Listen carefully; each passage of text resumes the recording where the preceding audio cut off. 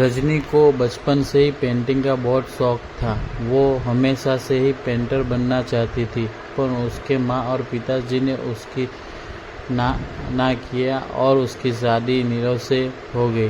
नीरव रजनी को बहुत प्यार करता था, पर रजनी हमेशा चुपचाप रहती थी। वो इस शादी से खुश नहीं थी, ये शादी नहीं करना चाहती थी। उसने हमेशा से ही पेंटर बनना था। अपने यह सपना को नहीं पूरा कर पाने से रजनी, उदास बहुत ही रहती बढ़िया थी। फिल्म लगी है, कल देखने चले? नहीं जी, कल मुझे बहुत काम है, मैं नहीं जा पाऊंगी। अच्छा तो कोई बात नहीं, संडे को चलते हैं। देखिए, मुझे फिल्म देखना पसंद नहीं है। आपको जाना है तो चले जाइए। नीरव को मना करके रजनी वहां से चली जाती है और अपने बैग को खोलकर उसमें बंद पड़े ब्रश और कलर्स को देखकर रोने लगती है। रजनी, चलो ना कहीं बाहर खाने चलते हैं, कुछ तुम्हारी पसंद का। जी, मुझे नहीं जाना, मेरी तबीयत ठीक नहीं है। रजनी वहां से चली जाती है। नीरव को समझ नहीं आता कि रजनी उससे इतना दूर क्यों रहती है।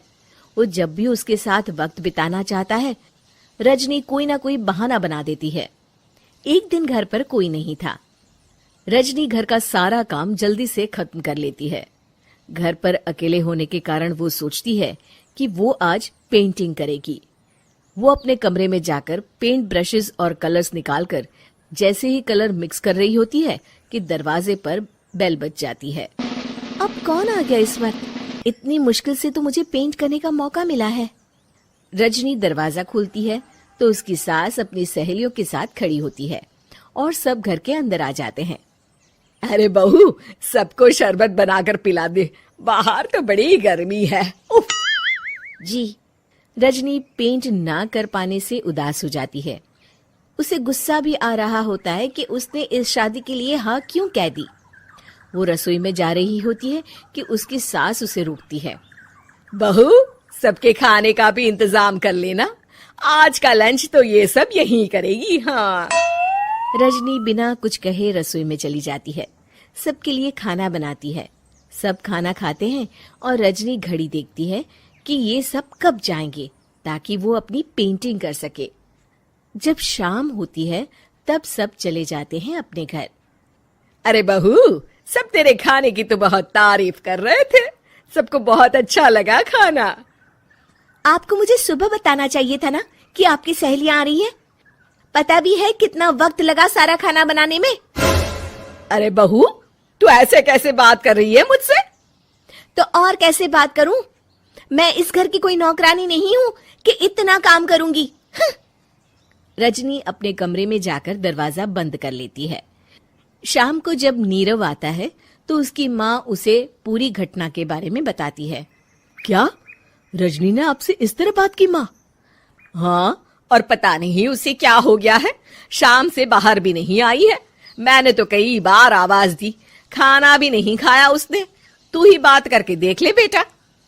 नीरव अपने कमरे का दरवाजा खटखटाता है। रजनी, दरवाजा खोलो, मैं हूं। रजनी दरवाजा खोलती है और फिर वापस जाकर अपने बिस्तर पर लेट जाती है। रजनी, माँ से बात करने का ये क्या तरीका है? मैंने कोई गलत बात नहीं की है। अरे तुम क्यों ऐसे बर्ताव कर रही हो सबके साथ? क्या तुम इस शादी से खुश नहीं हो? रजनी कुछ नहीं बोलती। अरे बताओ मुझे रजनी, क्या ये शादी तुम्हारी मर्जी के खिलाफ हुई है? हाँ, मैं ये शादी कभी नहीं करना चाहती थी। तुमसे क्या, मैं किसी से भी शादी नहीं करना चाहती थी।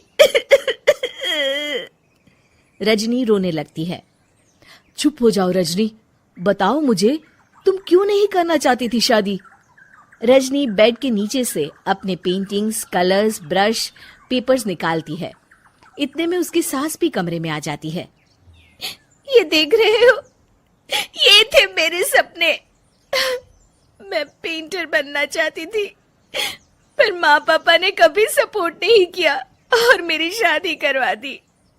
मेरे सारे सपने टूट गए। हर वक्त बस गुस्सा आता रहता है मुझे।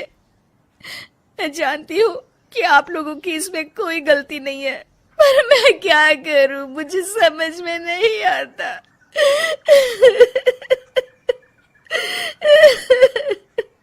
रजनी फूट फूट कर रोने लगती है। मुझे माफ कर दीजिए, आप दोनों के साथ मैं बहुत बुरा बर्ताव कर रही हूँ। अरे रजनी बेटा चुप हो जाओ तुम। नीरव पानी लेकर आता है। ये लो पानी पियो और शांत हो जाओ। रजनी पानी पीती है और उसकी सास पेंटिंग्स देख रही होती है। अरे नीरव, हमें तो पता ही नहीं था कि हमारी बहू कलाकार है। अरे कितनी अच्छी पेंटिंग्स बनाई है, देखो तो। ये वाली तो मैं अपने कमरे में ले जाऊंगी। आपको ये पेंटिंग्स अच्छी लगी? अच्छी नहीं, बहुत अच्छी लगी। और तुमने हमें बताया क्यों नहीं? तुम जब चाहे पेंटिंग कर सकती हो रजनी। हम तुम्हारे सपनों को पूरा करने में तुम्हारा पूरा साथ देंगे। हाँ बेटा, हम कला की कद्र करते हैं। हम कलाकार तो नहीं, पर मुझे गर्व है कि मेरी बहू एक कलाकार है। रजनी, नीरव और सास तीनों हंस पड़ते हैं।